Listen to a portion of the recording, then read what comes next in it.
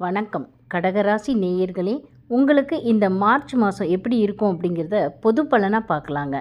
இந்த மாதம் பார்த்திங்கன்னா மாற்றங்களும் முடிவுகளும் நிறைந்த மாதமாக தான் இது இருக்குங்க.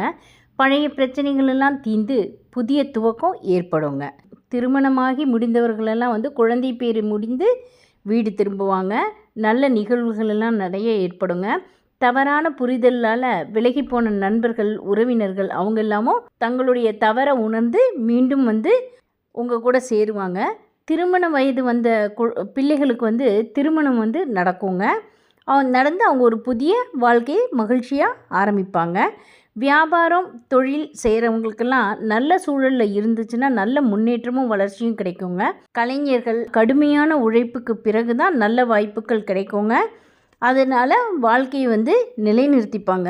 சிலருக்கு சோதனைகள் இருக்கும், இருந்தாலும் கடவுளோட அருளால் அதையெல்லாம் கடந்துருவீங்க.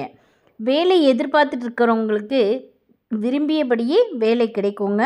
பதவி உயர்வு கிடைக்கும், இல்லைன்னா பொறுப்புகள் அதிகமாகுங்க. இது வரைக்கும் முடிக்காமல் வச்சுருந்த வேலைகளை எல்லாத்தையுமே இப்போ ரொம்ப நல்லா செஞ்சு முடிப்பீங்க. எதிர்காலத்தில் மாற்றத்துக்காக நீங்கள் எப்போதுமே தயாராக தான் இருப்பீங்க. படிக்கிற மாணவர்கள் தங்களுடைய இலக்கை அடையிறதுக்கு இது சரியான காலமாக இருக்குங்க. நல்லா உழைச்சா நல்ல அடித்தளத்தை அமைச்சிக்கலாங்க.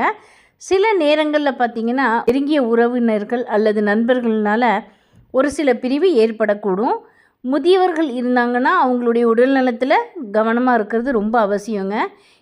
பொதுவாக பார்த்திங்கன்னா என்னதான் சோதனைகள் நிறைந்திருந்தாலும் நல்ல முடிவுகளும் புதிய துவக்கங்களும் அமையக்கூடிய மாதமாக தான் இது உங்களுக்கு இருக்குங்க.